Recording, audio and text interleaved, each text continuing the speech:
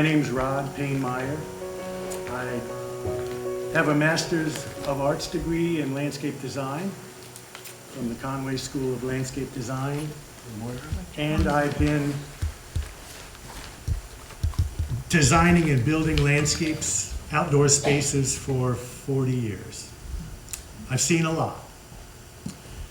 Some good, some bad, and I'm going to share with you tonight some of what I think is the good. I even have a few of the bad in there, but it's all mostly good. What this talk tonight's going to focus on is more going to be about design, what makes a good design in a landscape or a garden, and less about specific plants. And some of you are going to be plant aficionados that might be disappointed, and we can talk plants later, because I can stand in that conversation with you. But this is really going to be about design and what makes good design. And so a lot of times over the years I've heard people express frustrations about their lack of success in starting a garden in their own place. And what I think it often comes down to is that they will buy plants or be given plants and they'll bring them home and they'll want to put them in a kind of front and center place. And pretty soon, if they've done that enough time, all the front and center places are full and they're going and putting it in another place and then another one. And the next thing you know, they have a collection of plants. That would be the truth, and no real garden of any of it. And a garden is a more complex system, I think, than one plant here, one plant there. Now, just this past week, I was down in the Philadelphia area because I went down there to see something green and growing, which we aren't getting here in southern Vermont. But I saw a lot of gardens, arboretums, public spaces, and a lot of the arboretums were just collections of plants. I mean, that's what they're all about, showcasing different plants. And to somebody other than a plant geek like me and some of you maybe, that's not so inspiring, seeing a collection of plants. But some places were really designed well and they were great. And one in particular is a garden down in Pennsylvania. It's called Chanticleer Gardens. And they focus on design in the garden. They don't even put tags on the plants because they don't want people running around looking at the tags, which people in arboretums do. Oh, what's that? I know it's an oak. What kind of oak? You know, that sort of thing. Chanticleer doesn't want that. They want to focus on the design, and it's kind of refreshing, really. It's nice.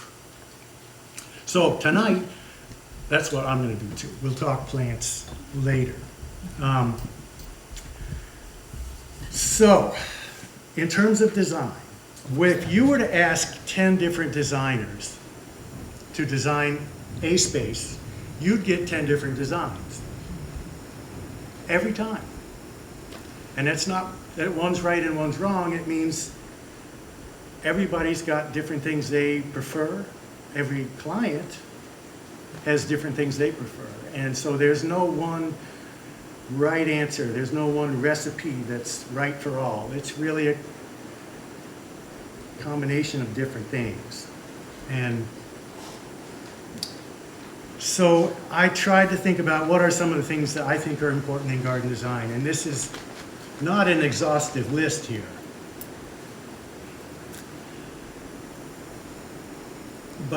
And they're not even they don't all carry the same weight. Of this list of 8, those first 3 are the most important, in my opinion. And we'll talk about each of those 3 right now, and then the others are going to weave their way into the discussion, but those 3 are the most important. And the first one of those is placement. And we talked just a bit ago about that, but the first three things, when I'm asked to come to a property to look at it in terms of a landscape design, I'm looking at, of course I have to find out what the people want and see what the site has. But I'm always looking at three things that I think are always things that I'm looking at anyway. And those three things are the entrance to the house, the entrance to the property, different things there now. The entrance to the property is where you come in off the road or the sidewalk, where you arrive at the property, not necessarily the house. Those are usually two different things. And the third one is where are the resting places? Now the resting places, what that means is where are the places that people are at rest, not moving? Where are they not moving? And that's important because from those spots, they're able to sit down and take it in. When you're moving, you're not. You've got a destination. You're going. So you want to see, are there any of those places and where are they? And if there are some there, what do you look at from those spaces?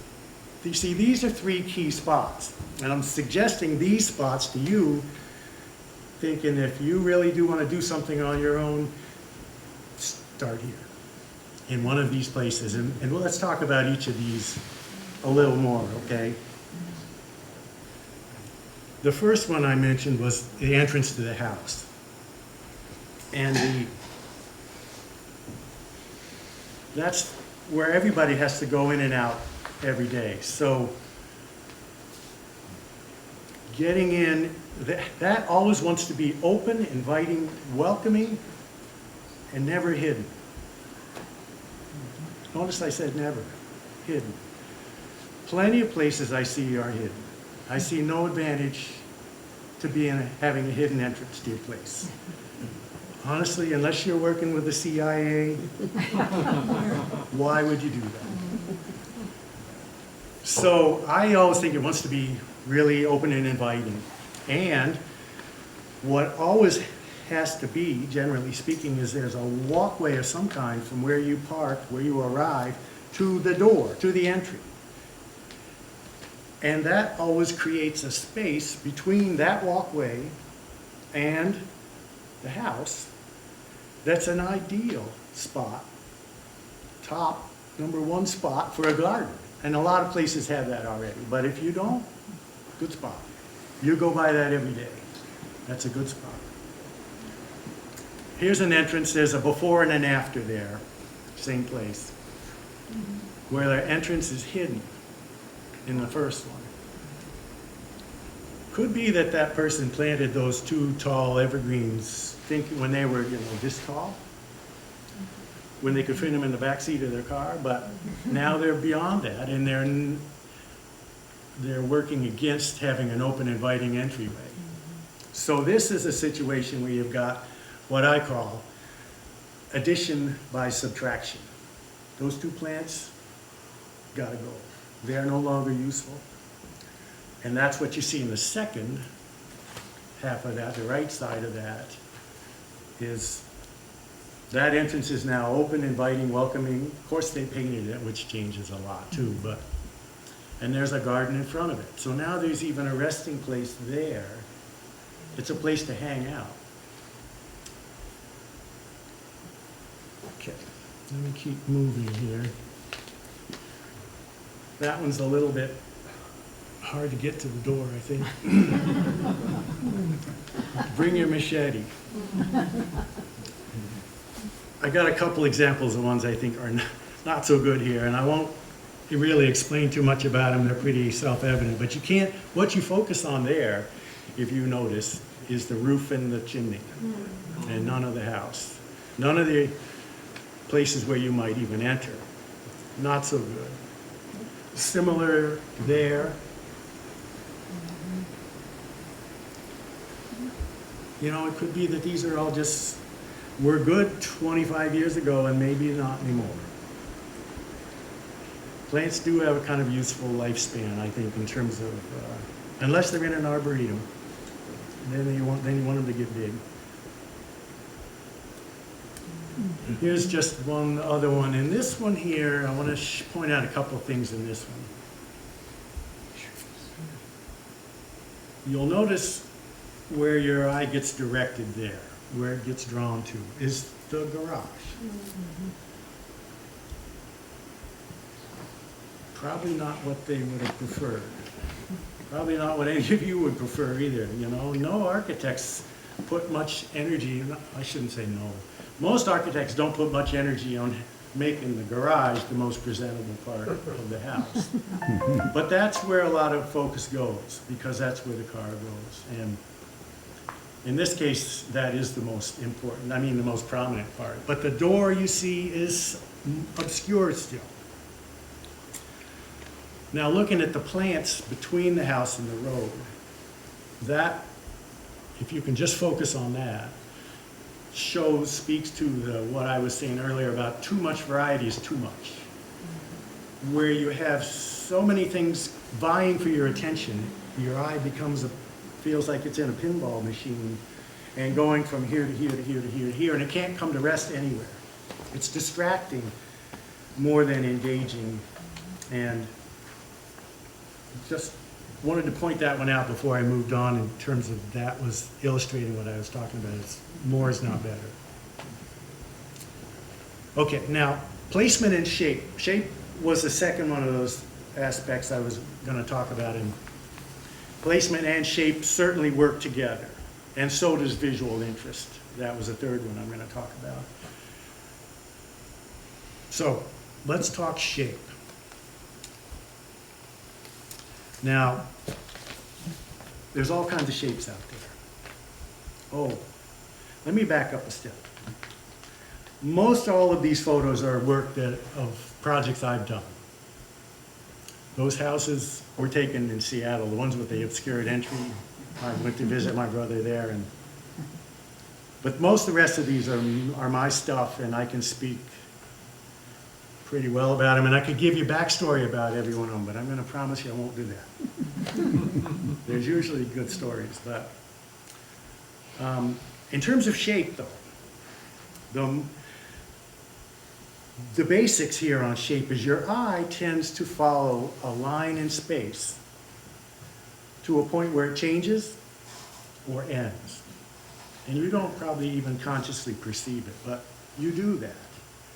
And those shapes, like I said earlier, can bring you toward something that you want it to focus on or away from it.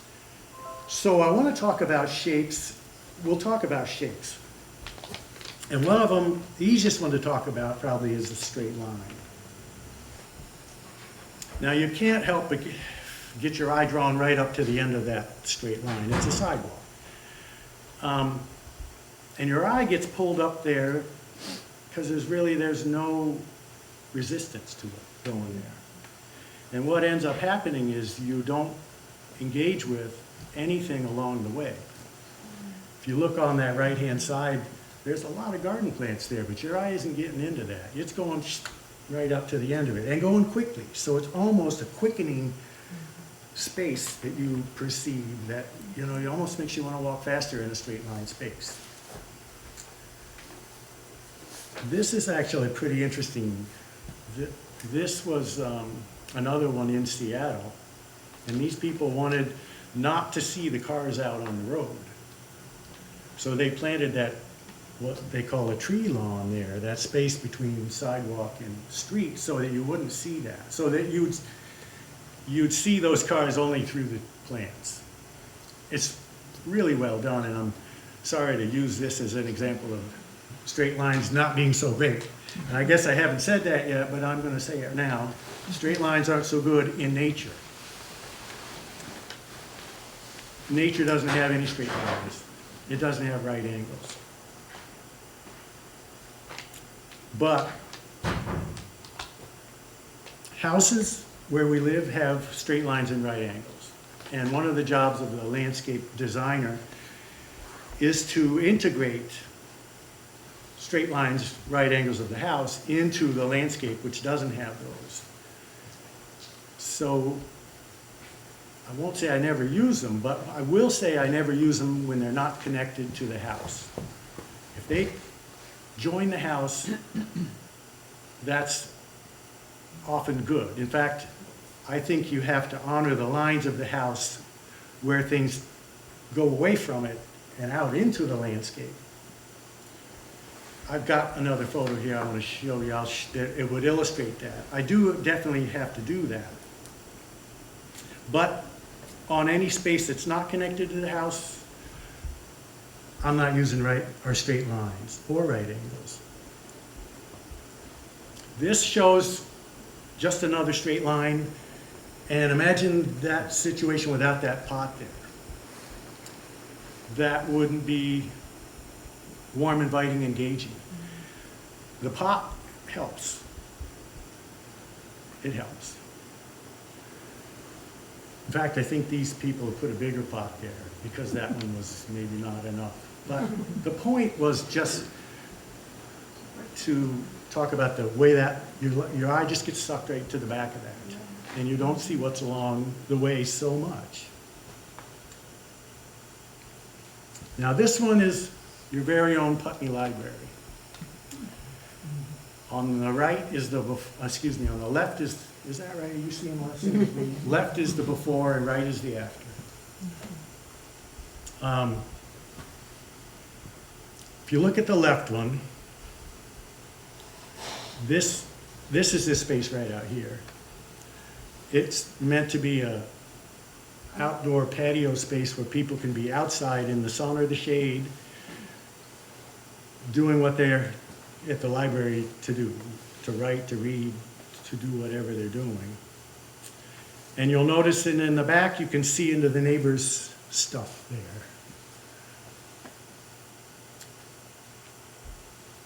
Not something you want to have in a place that you're calling your own spot. And over here on the left, very left corner, let me see if I can point that out to you. Just the sidewalk. And on the back side, the sidewalk is parking lot. So that was all part of this space before anything happened. Now, if we look at what went on, there's a straight line. Now that's a straight line that's perpendicular to your field of vision. These other ones before that were parallel and you're looking up. This is perpendicular and this stops your field of vision. It stops it. It says us, them. This case, that fence is 6 feet tall, which means you're not seeing over it. So that's not just a visual barrier. I mean, it's a physical and a visual barrier. If that fence was 3 feet tall, it would still say us and them, but you'd be able to see beyond it, and it's a little less stay out. This one definitely contains, stops your eye. And you see over here, fencing went in and gardens went in to separate the patio space from the parking lot. So, good application for straight lines. Here's another one of a straight line situation and right angle that works because it connects nicely to the house. What you don't see so well is right here. This walkway comes from in the yard, from away from the house, and it's got a nice curving nature to access into the patio from outside. Now I'm going to get into shapes that I think are more useful in the landscape, that are not straight lines and right angles. This is just a sketch of a shape that I call a containing, gathering in, focusing in shape. You know, your eye gets pulled into this shape. And you, again, I don't think a lot of people perceive it as being pulled in, but it is. It gets pulled into this area here. So if you were to put something in your garden that's really precious to you in some way, best place is going to be somewhere here because that's where energy's getting drawn to. And you each are going to have that special something Good spot for that. And before we get away from it here, this end and this end, both are other places where the shape changes. And thus your eye's going to focus to those spots as well. So if you had other things that were of interest, those would be second and third, in no particular order, of other good places to draw that would get attention drawn to them just naturally. Now if we look at the other side of that and put ourselves over on this side, looking back this way, your eye's going to get drawn and then split. So if you had something like your neighbor's dumpster that you don't want to look at, you could employ a shape like that where your eye's going to just go that way, and you probably want to use a evergreen plant to make sure it is out of there in the winter. But I'm just pointing out it's different depending on what your perspective is, where you're looking into it, like the straight line was. Okay, now here your guy's going to come here, so from that other side over here, you still are going to get drawn here first, and then it's going to get pushed over there and pushed over here. So this is just an example. I'm just trying to illustrate how your eye sees shapes. Okay, this is that shape times 2 in this case, upper and lower wall. Now the lower wall is a sitting wall. And a brief aside here on sitting wall, if you want to have a sitting something out in the landscape, you want it to be about 18 inches. What you're sitting on right now is about 18 inches. Okay? More than that, tall guys can sit on it, okay, and shorter ones not. So plan for the shorter ones, because it's comfortable for me even. Now, the upper wall, if it was just one wall, and the upper wall was up in here, now we're getting up into eye level again. And my eye level is taller than most. So this for me is somewhere around over, 5.5 feet. But for some of you out in the audience, this is over your head. And that feels imposing, dominating. You don't want to stand next to that. If you had a big wall here, I'm not getting right next to it. I'm sort of giving it a little space because I don't want to feel like I'm going to get bounced by it. So if you break up a 5-foot space into 2.5 foot spaces, or 2 and 3 foot spaces, now you've made that into 2 manageable size pieces. That's more a human comfort zone, more comfortable. Okay, let's move on. This shows, again, the containing walls, right here. This contains focus around the pool.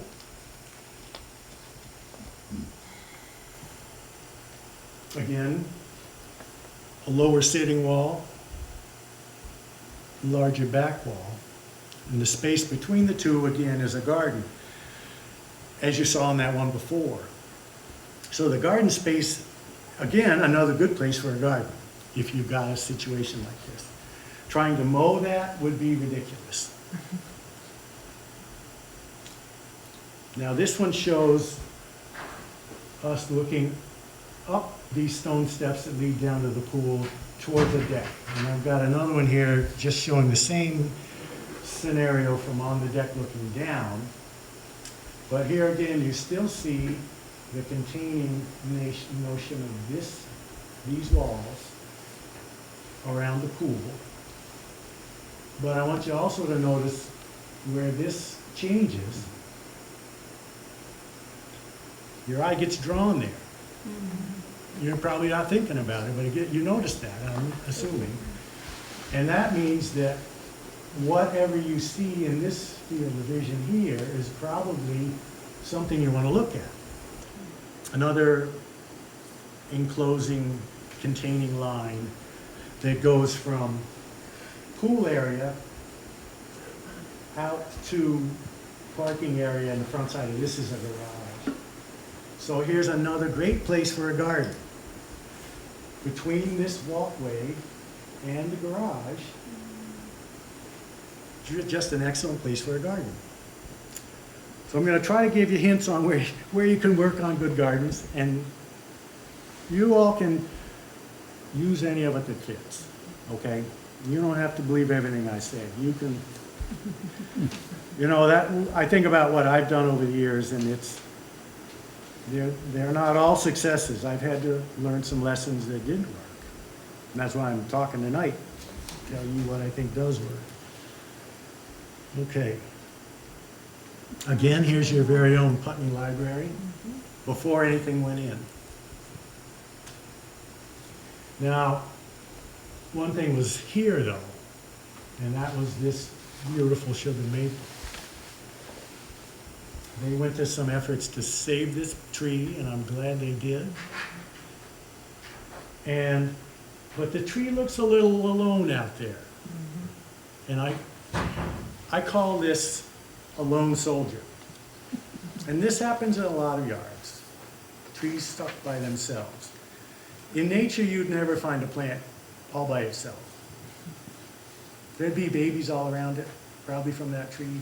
Other things that are seeded in, trees, birds sit up in the branches, seedlings coming up. Things don't exist on their own so much. And so out in the landscape, I think you're gonna, this will look better if you put something around it. If you made this part of a group of plants. Okay, so that's one thing I was gonna point out here. And the other is over in this corner here. That's a right angle space. That's a dead zone space. Even right angles on the inside of a house are dead zone spaces. You don't go there. You put things in the corners, but you do that because that's a good place to make the corner not so obvious. So I want to point that one out just to say we did something in that corner that kind of works. And I'll get to that later. But I want to get back to this one right now because what we did here, here's that enclosing shape. Not enclosing, the gathering in shape. So the road is out here. And that shape, we wanted people to be drawn in towards the library entrance. And thankfully the tree's right in that same neighborhood of sight line. So it's drawn into the tree and the plants. This is mostly Solomon seal around it, which is a perennial up about 2.5 feet. And underplanted with myrtle or vinca or periwinkle, they're all synonymous. So this is a pretty good looking garden in the spring. Did you have that idea or did someone else? Because it works beautifully. Yes. Was it your idea? Yeah. Oh, nice.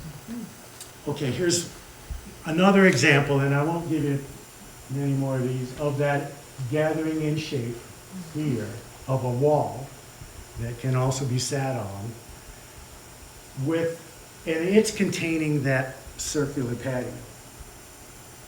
Now these people wanted a patio where they could sit and look out in this direction here towards the morning sunrise, and in this case, Mount Monadnock. Very nice view shed they have there, but if this patio was put in that space without that wall, it would not have the same feel to it. You'd feel exposed in that space rather than contained. So that, again, I'm just talking shapes now. Oh, I keep doing that. Come back. There. Another similar-ish situation with a circular patio, but that wall is a wrapping around containing wall to separate this space from this upper, which is essentially a driveway access road. This is a walkway, and parking is out here. Does that show up here? Parking is out on this side. And the people that live here come in this way. But they want their guests to come that way because the formal entrance is over there. Ah. And so this is, again, a circle, but there's a gathering in shape here and one here. And this creates a garden space between the walk and the house, as does this. And then over here, it's got again a little bit of a belly over here, but this is a garden. So this walkway is entirely got garden on both sides. And a very nice entry. I'm going to get back to this one later because I want to show something more with it. And now I'm going to go switch from entrances to house to entrances to property. It's a little different. Usually it's larger scale. So here, you've got road and driveway. And this is kind of an ideal scenario here, where you've got whatever it is you're using here. Now this, I should talk about this too. These shapes could be any of these or other things. But if they're plants or walls or fences, they all usually have a certain amount of vertical height to them. And it's a, what am I trying to say? It's a space separator between property and road. Most people like not to feel like the road is in their front yard. So just having something there says, you there, me here. And these shapes say, welcome in, come in. We're good here. It's a very open, welcoming, warm shape. That's a beautiful shape. And I got some photos of this that I took on Black Mountain Road in Dummerston, Brattleboro, Dummerston. Done by somebody back in 100 years ago. I'm guessing, because I'm looking at these trees, and they look like they're in the neighborhood of 100. And I know those trees didn't go in before the wall, nor did they go in before the house. So those trees and that house have been there a while. Anyway, this shows these walls come along the road and wrap in on both sides. So that's really saying, you know, welcome in. What you see back in here is maybe not so yum, but the entrance in is very nicely done. And I got another one here that shows the same shape, the welcoming in shape. This is at the School for International Training. I was starting to say the experiment, which it's not called anymore. Now, this is a really beautiful wall. And ushers you in very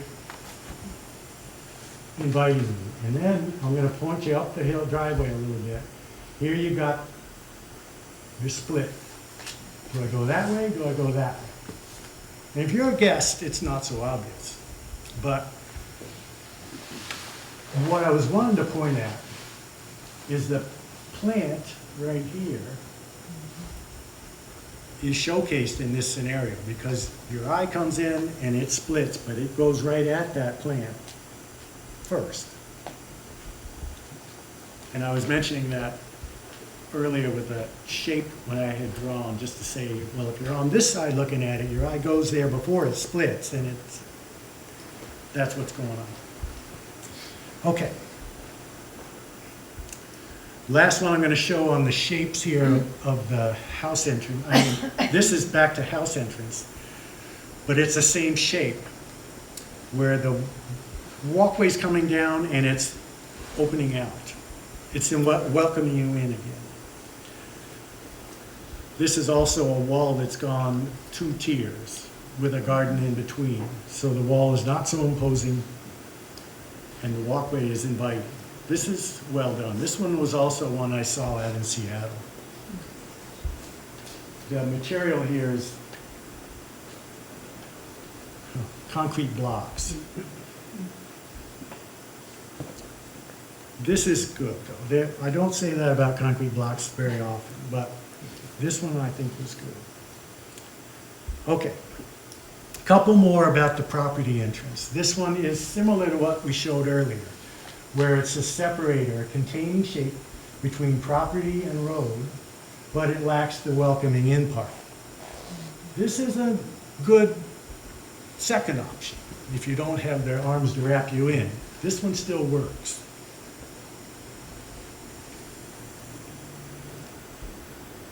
Now this is again back to the library.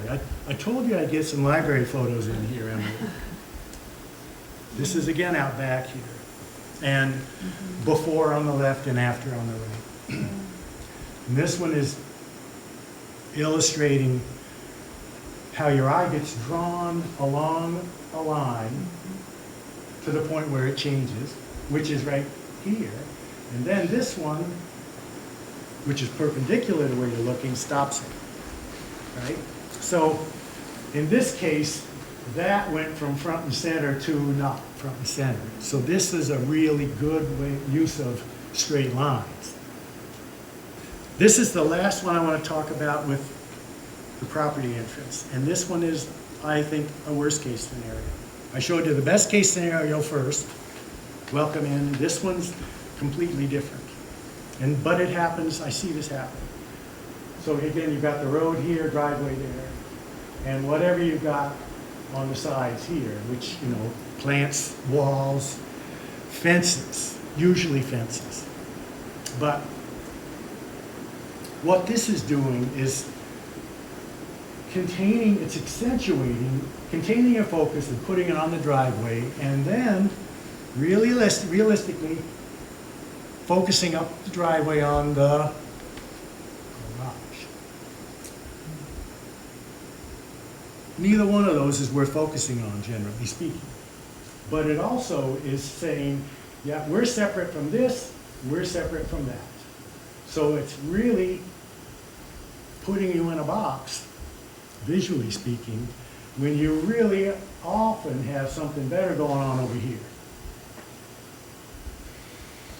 Last thing I want to say about this is these two ends here are not welcoming either, because you've got this looking at you as you come in. Okay? That's not like a, it's not so friendly. It's just, again, subtle perceptions, but if you've got this, you might want to change this. And you could change this. You know, the easiest change would be to just take one side out. One side could maybe work, or you could take out some pieces along the way so that you saw through as you're driving through, rather than being boxed in. Is that making sense? You still with me? Okay. Let's move on away from entrances to properties. Okay, this one's another Seattle photo. Brand new house. And this is going on a lot in Seattle. I don't know how many of you have been there lately, but they'll tear down a house, put this up, even though everything around it is more like this. It's the truth. There's not this, you wouldn't say this is a good job of blending. However, it's there.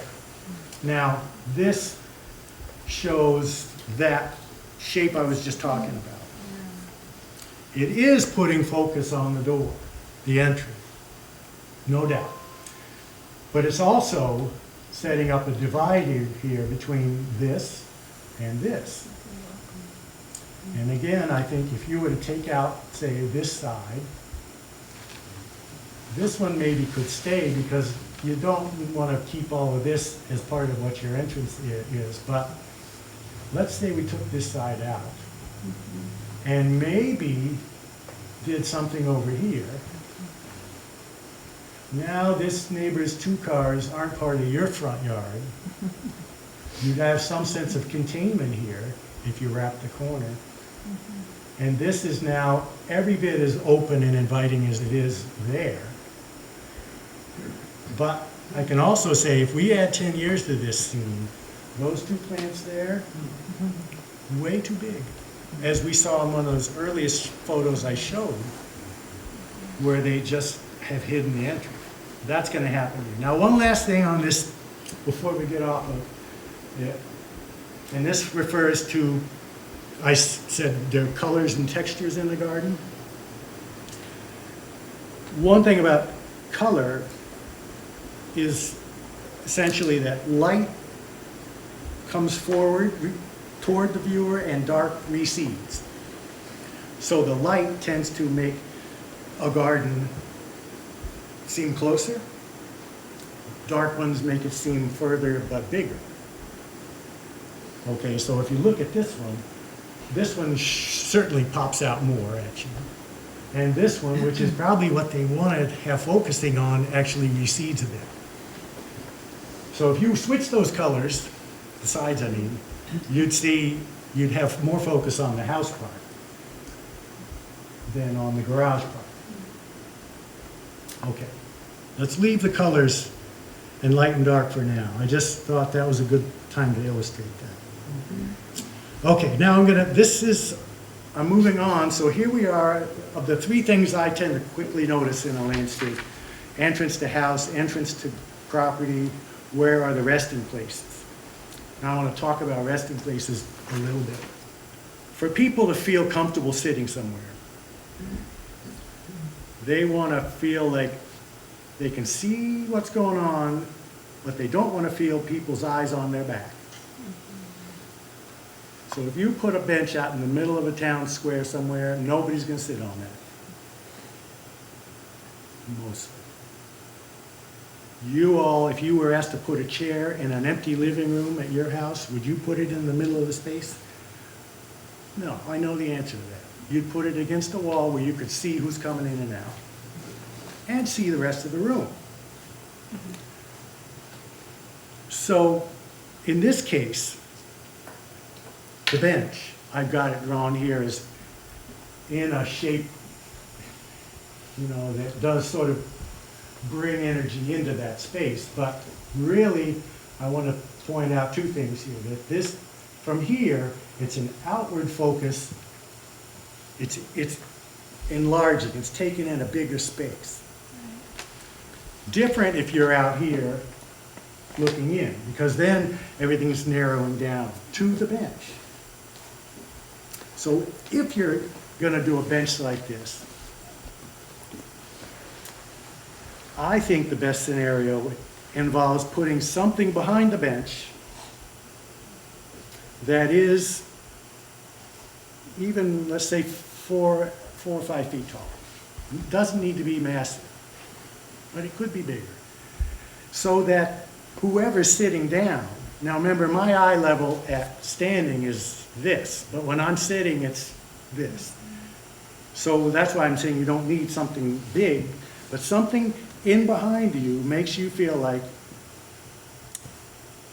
I'm comfortable here. I don't feel any prying eyes on the back of my head, and I can sit and enjoy what I'm looking at. And that's what a resting space wants to be. Are you comfortable? Look at something nice. Okay.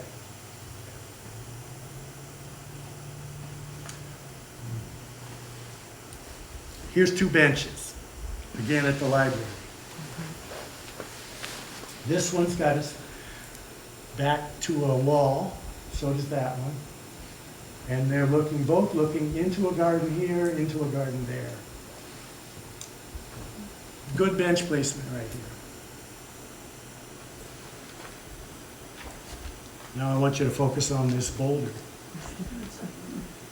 Remember, we looked at that earlier, that right angle corner there, which is a 90-degree dead zone. This boulder came from Dummerston, where they did blasting for the I-91 interstate back when it was built in the 60s, later 60s. So we fetched this, brought it here, and placed it so it could be a visual, something visually interesting in this corner, but the water drips off of the roof, comes down and hits the front side of this, and comes down the front. Now, in order for that to happen, it had to pull away from the wall a little bit, because there's a pretty good overhang. Well, what that does is make this an ideal, fun play space for kids, because they can run around behind this. They can interact with this on all sides. This actually is a pretty good use for a dead zone space.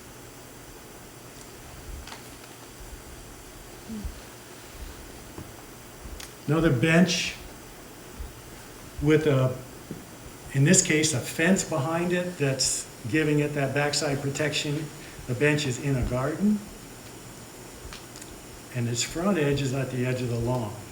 So you can easily walk to it, and you're surrounded by plants. It also happens to look out at gardens across the rest of the lawn there. So I've got a few of bench situations here. It's going to be hard for me not to tell you a backstory for this one, but quickly, briefly, this was a pile of rocks. And the lady didn't want them, but she wanted me to do something with them. Take them away, get them out of here, I don't want to see them. So we did this one. These are two benches. The biggest stones became benches. And the rest of the rock pile became that. And there were others that had no good use, so they went into the woods. Because this is a real wild, wooded area in behind it. But those benches are set so they're not quite 90 degrees, but they're at, you know, let's say close to 90 degrees, so that you can talk across from here to there, from here to there. Good conversation angles. If they're side by side, you got to talk like this. Hey, what's going on? No, not too much. My neck's getting kind of sore, though. Right? But if you change the direction of those two and put them in an angle where you can talk across, you actually encourage conversation just by the way those are situated. Okay. This one also shows benches in this case it's an entry garden, one bench there, one here, and they're both looking across at something visually engaging in between. Recapping. Key elements of design, I think, are placement where you put your garden, the shape of the space, which you're all going to have to start paying attention to shapes of spaces out there now. Because really most people, they're subtly aware of it, but not so consciously aware of it. And then the third one is visual interest in the garden. So I want to get toward the visual interest part. And before that, I want to show you this as a tool to use for you in your own place. How can I create a shape on a blank slate, the ground? And some of the gardening books out there will say, oh, use a hose.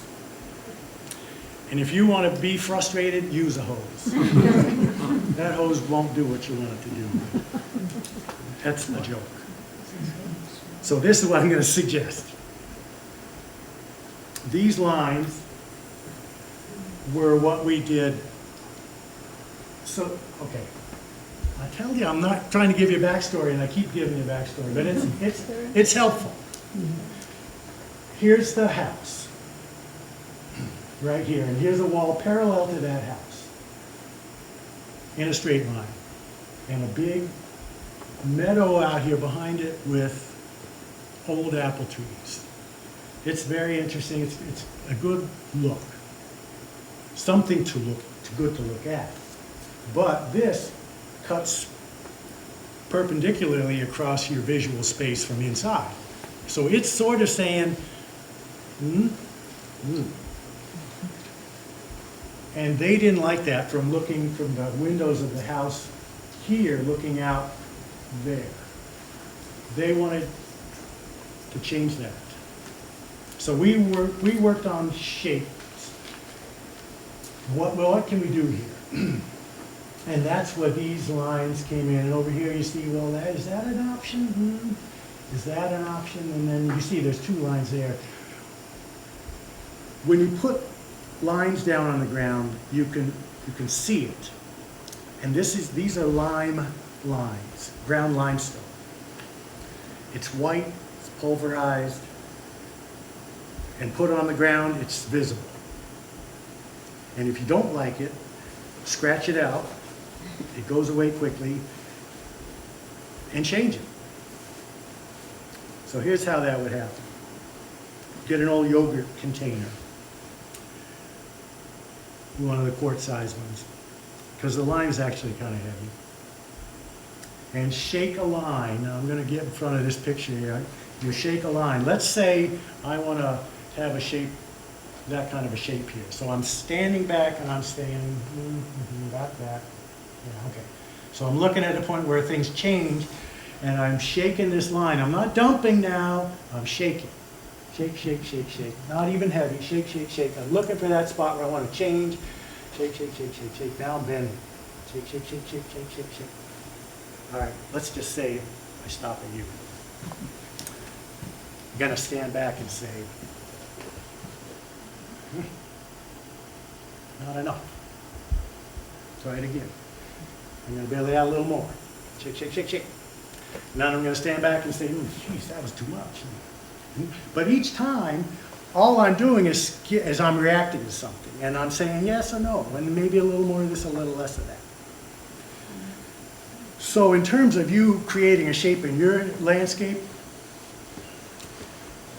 this is a great tool, because you can see what you're looking at before you start putting any piece of digging apparatus in the ground. So here, we created some shapes that essentially bring focus here, and then bring focus here. So from inside that house looking out now, the lines draw you out towards that field, the meadow. And this other one draws you back to a pool, a circular pool back there, with a water bubbler, spitting frog bubbler. So when you're on the deck, you see this, and when you're in the house, you see that. I wanted to show you this just to show you some nice flowing lines in the landscape, but also how to create those in your own place, how I do it. And it's way 100% easier than dragging a hose around. Okay, so the visual interest.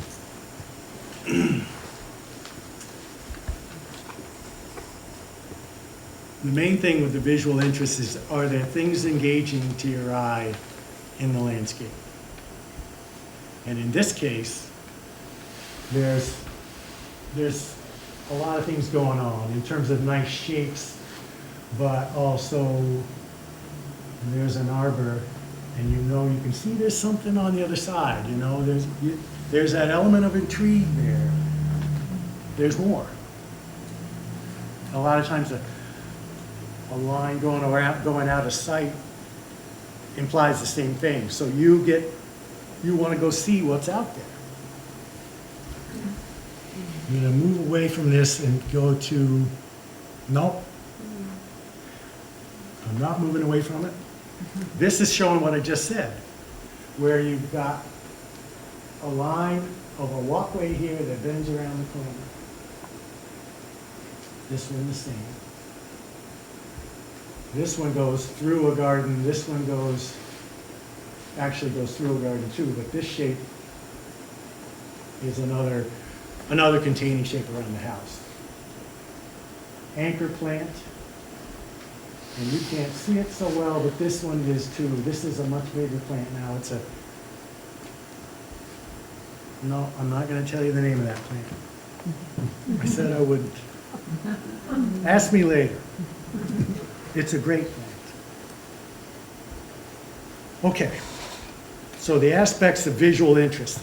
This is like, so we've got a space picked out, a shape picked out. What are we going to put in?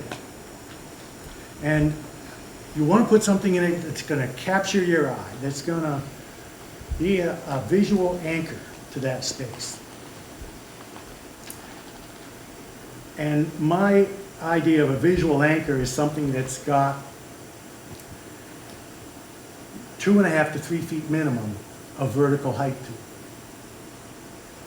Most things are bigger than that, but 2 feet of snow will bury something that's 2 feet. And around here, you know that the months of November, December, January, February, March, minimum, have no leaf, no flower. So if you're thinking of using plants only in your garden, you've got 5 months to think about, well, okay, so what's happening in those 5 months? Because you're not ignoring that as you walk out to your car in the winter, you know. Pay attention to that. Okay. That's what I mean with that next one, is sustained visual interest all year long. And sometimes inanimate objects are better at doing that. Things that are sculptural, metal, wood, stone, water, all of those things can sustain the interest and be an anchor to a garden. It's not just plants. Here's where me and my plant geek friends don't agree all the time either. However, there are plants that work, and I'm going to get to that. Now, earlier I said more is not better, and that is for sure true. The more you can have a few pieces that hold your interest, the less you need to make it a full space.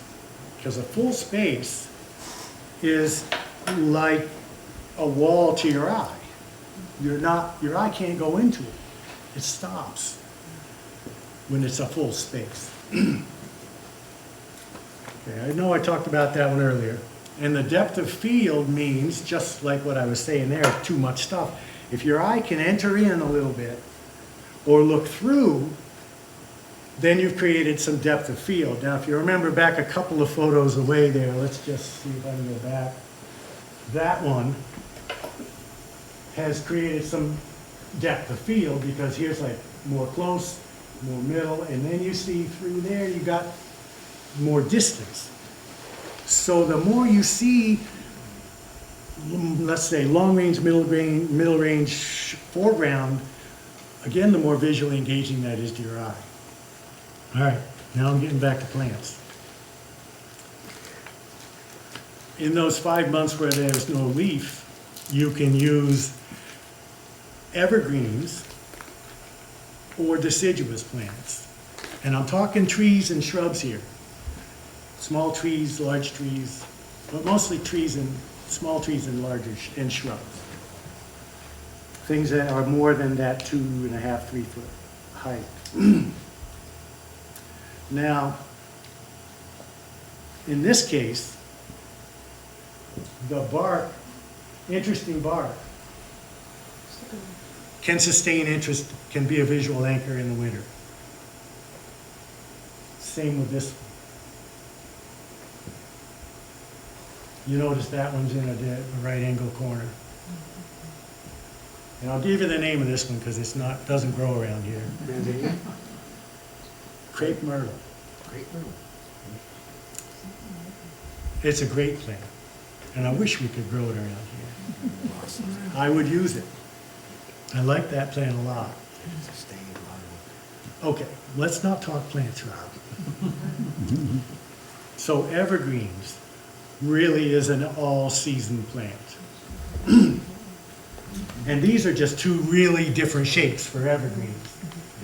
This one, you see, it's got these branches that sweep down, like, so that's really more dark green than it's showing in that photo. And this one is a plant that doesn't want to grow up. It wants to weep over. And that creates an incredibly cool shape. It's soft, rounded shape, as opposed to this one, which is a little more pointed. But either way, they're both really interesting plants, and they're good evergreen plants. So if you got a neighbor with a dumpster or a car that hasn't moved in 30 years, you might think about one of these kind of plants in that prime sight line of saying, I don't want to look at that. There's a ton of evergreens out there.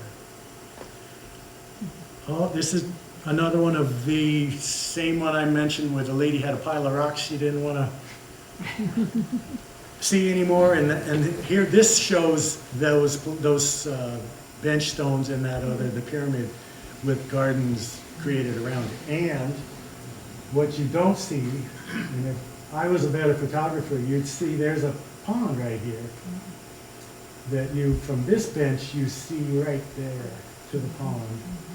And from this bench, you look back at a garden close to the house, closer to the house. Again, though, visual interest in this case is that in the wintertime.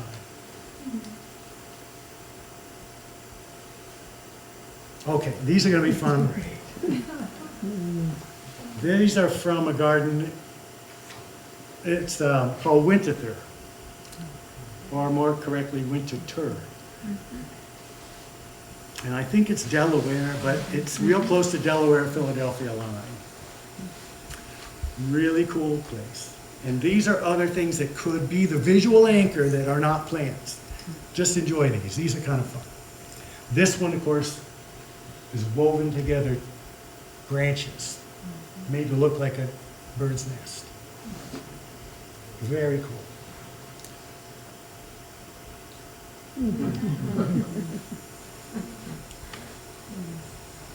The Hobbit was out when I was there. Good thing. Pretty fun though. This is very early spring.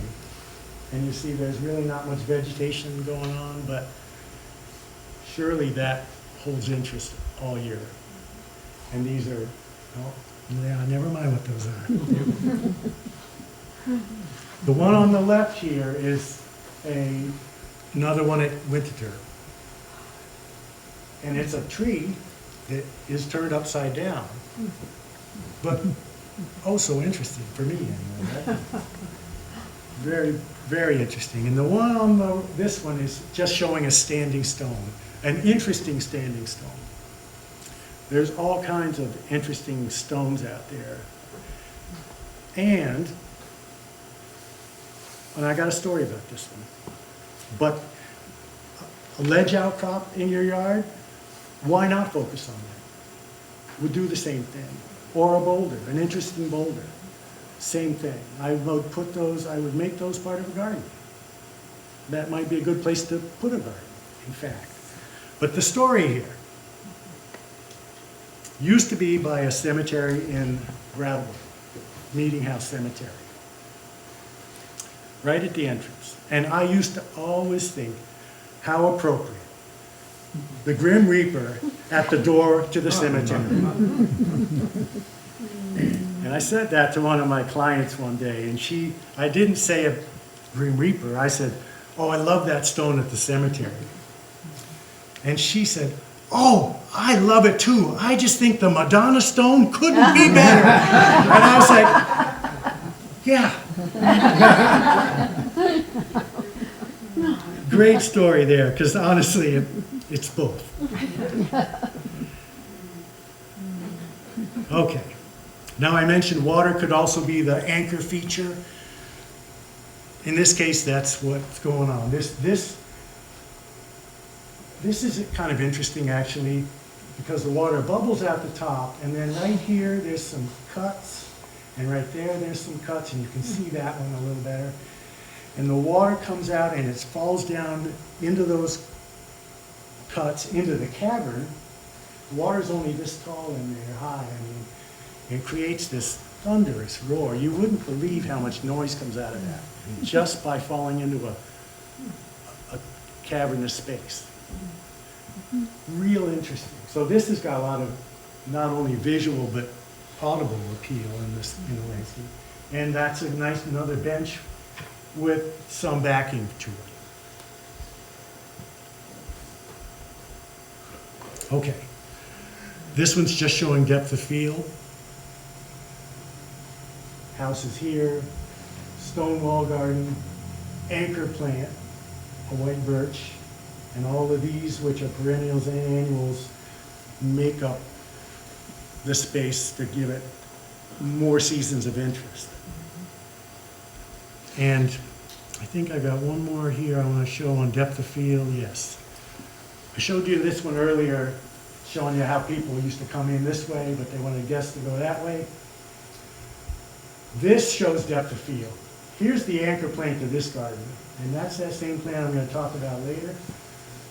Your eye goes through, though. Your eye goes through. You can see there's something on the other side of that. Makes this space seem that much bigger because you can see through it. Okay? Depth of field is a good thing to work towards. Now, okay, let me come back.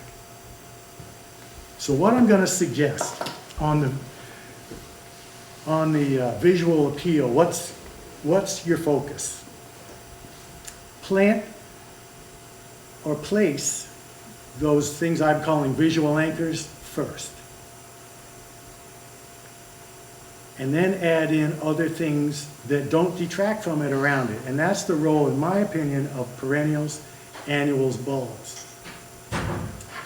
Not other shrubs that are going to grow up here and essentially hide that. But there's a world of great perennials out there. There's a world of great annuals out there. And I see them as the parts of that garden that jam in the spring, summer, fall. And those anchors do their thing in the winter. So really, that would be my suggestion for a strategy of stay away from too many shrubs. Work more with the main pieces and use the perennials to do your work for the rest of the year, for most of the year, really. But the perennials in the winter, they're not part of the scene at all. Okay? All right. Now I'm getting near the end here.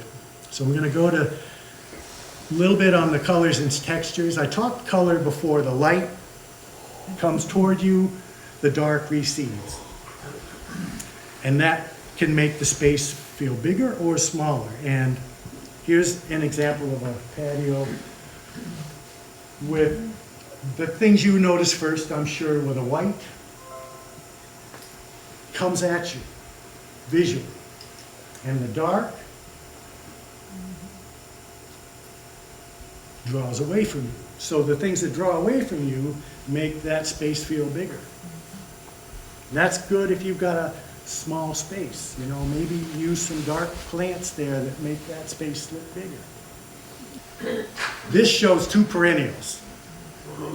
This one's called fringed bleeding heart. It's low growing. Old-fashioned bleeding heart, much taller growing. But I want to point out the difference in texture here. Fine texture down here, closer to me than this, but this one's coarser texture, and it appears to be closer to me because of the coarser texture. Now, usually when I think coarse texture, I'm thinking big leaf things like a banana leaf or a lot of hostas. Those things have such bold texture, they really seem to come right at you. So you got to be careful putting those too close to a house, I'd say. Whereas really fine textured things like that, or ferns, we say maidenhair fern, which is a really beautiful fern, those things often If you put them away, you don't see them. So you might want to move them where you can see them. Okay. And this one is one of my last slides, but here's the deck. Here's the entry deck up here, and they wanted to see this space. It's a big part of a large woodland area up here, and they wanted something a little more intimate, closer. So this was that closer thing. Us, woodland back there. And this is a total shade area too. So a lot of you might have a lot of shade around your place. Don't worry. Don't worry. You can make a great garden in shade. In fact, some of the nicest ones are that. And what I can point out a couple things here about plants. Variegated leaf, white, comes towards you. More than the one next to it, which is dark. Okay, you see what I'm getting at with the light dark stuff. And then down here, here's maidenhair fern and the stilby. They don't pop as much as something a little broader, bolder texture like that hosta right next to it. Okay, and this is European ginger. This is an area where the water gushes off the roof, so we had to do something interesting there to make that look respectable as part of this, which is a moss garden. So that's another interesting thing you can do is encourage mosses, and I'll talk to you more about how you can do that. Okay. So I'm going to end in this neighborhood. These are just two of my favorites. Lupine and columbine. And for you all, I would say whatever plants you really like, you want them in your garden. For sure. Don't listen to anybody else. You know what your favorites are. That's in your garden. And that's front and center in your garden. Okay? Don't read a book that tells you to do something other than what you like. You know what you like. And I'm done. Thanks for listening.